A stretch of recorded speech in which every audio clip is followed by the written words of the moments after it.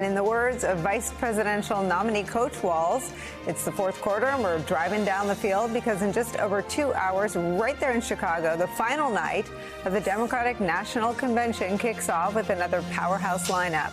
Michigan Governor Gretchen Whitmer, North Carolina Governor Roy Cooper, Arizona Senator Mark Kelly and his wife, former Congresswoman Gabby Giffords, Senator Elizabeth Warren, who will be joining us later this hour, former Republican Congressman and January 6th Select Committee member Adam Kinzinger, performances by Pink and the Chicks, and of course, the main event, Vice President Kamala Harris, who will formally accept her party's nomination for president later tonight.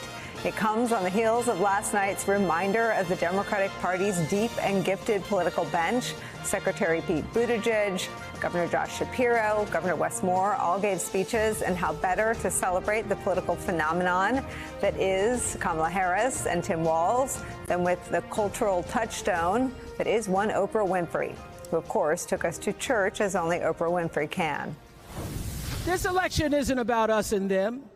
It's about you and me, and what we want our futures to look like. There are choices to be made when we cast our ballot. Now, there's a certain candidate that says if we just go to the polls this one time, that we'll never have to do it again. Well, you know what? You're looking at a registered independent who's proud to vote again and again and again because I'm an American and that's what Americans do. And just as we saw with the Obamas, the electricity on that stage transcended politics and sought to appeal to our decency, our shared humanity, and yes, our joy. Whether it was a neighbor talking about how Governor Walz pushed him out of a snowbank, or the football team Governor Walz helped coach to a national state championship, or Governor Walz's family and his son Gus overcome when his dad took the stage. But nothing blew the roof off quite like Coach Walz himself and the pep talk that the splintered nation never knew how desperately it needed. You know, you might not know it, but I haven't given a lot of big speeches like this. But I have given a lot of pep talks. So let me finish with this, team. It's the fourth quarter. We're down a field goal, but we're on offense and we've got the ball. We're driving down the field. And boy, do we have the right team. Kamala Harris is tough. Kamala Harris is experienced, and Kamala Harris is ready. Our job for everyone watching is to get in the trenches and do the blocking and tackling. 1 inch at a time, 1 yard at a time, 1 phone call at a time, 1 door knock at a time, 1 $5 donation at a time. Look, we got 76 days. That's nothing. There'll be time to sleep when you're dead. We're going to leave it on the field. That's how we'll keep moving forward. That's how we'll turn the page on Donald Trump. That's how we'll build a country where workers come first. Health care and housing are human rights. And the government stays the hell out of your bedroom.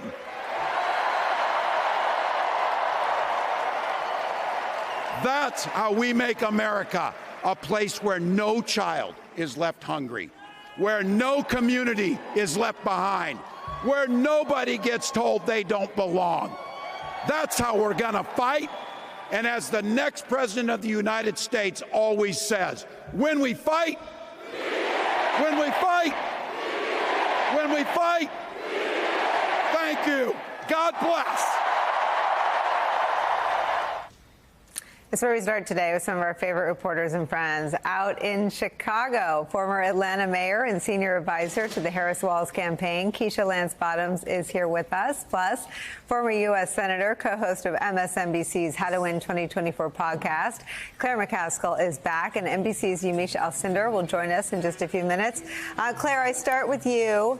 And as a mom, I will confess my ugly tears when Hope and Gus were overcome with emotion at seeing their very normal dad out on that biggest stage in American politics.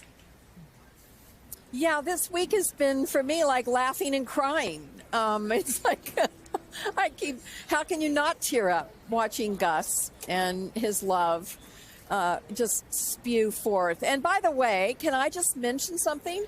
Of course. The Democratic Party has taken over both freedom and football. Who would have thunk? Who would have thunk that our party would steal so effectively freedom and football from the Republicans? I love it because I love freedom, and as you know, I'm a ridiculous football fan. It's pretty amazing, Keisha, that we're at this place where that's not even a debate, right? I mean, what the Harris-Walz campaign has accomplished in such a short time that they've both been on the ticket is really nothing short of communications mastery. The vice president has seized the mantle of freedom with a small assist from Beyonce. The idea that when we fight, we win, and the really amazing, I think, 9-year effort of how to tackle Donald Trump has been solved in 5 weeks. Simply shrink him down to size and then treat him like you would any bully. It's almost like it's been divine timing. It has all come together perfectly. And the important thing is this is when we need that momentum. Now we just got to keep it going. It's great that we're excited that we are in this arena in the city that's full of energy. But now we got to take it back to our communities because it's not over until it's over. But boy, it's just a great way to kick off the rest of the campaign season. Claire, I want to play a little bit more of what I think is sort of a convention's hardest effort, and that is to sustain the energy, or maybe the better way to put it is to convert the energy and the production value. Pink is doing a walkthrough behind you, to convert that into political activity, which is far more mundane than being in this sort of throbbing, pulsing 4-day party. So let me play you some of what Walz asked everyone there to do. So while other states were banning books from their schools, we were banishing hunger from ours.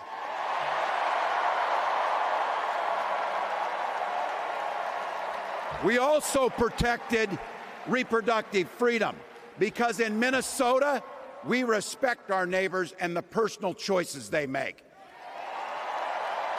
And even if we wouldn't make those same choices for ourselves, we've got a golden rule.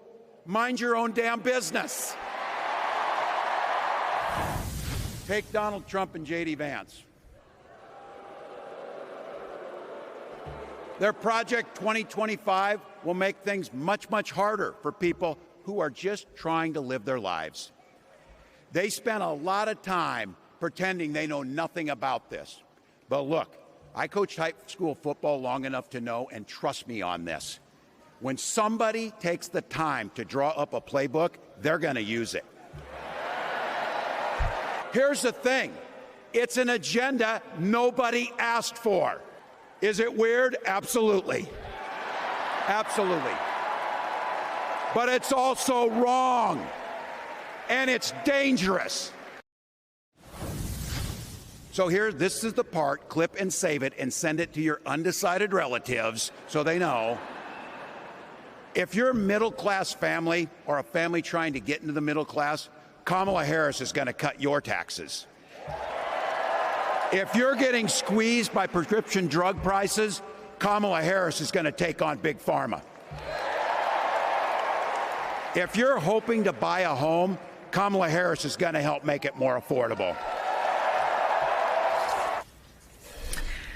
Every night, Claire, there's been at least one. I mean, I think Michelle Obama did it on Tuesday night, as did former President Obama. But last night it was the vice presidential nominee himself who said, here's what you're going to clip and share. And I feel like this is the first convention really produced for that purpose, as well as for the sort of sustained attention of everyone in the room and all of our viewers.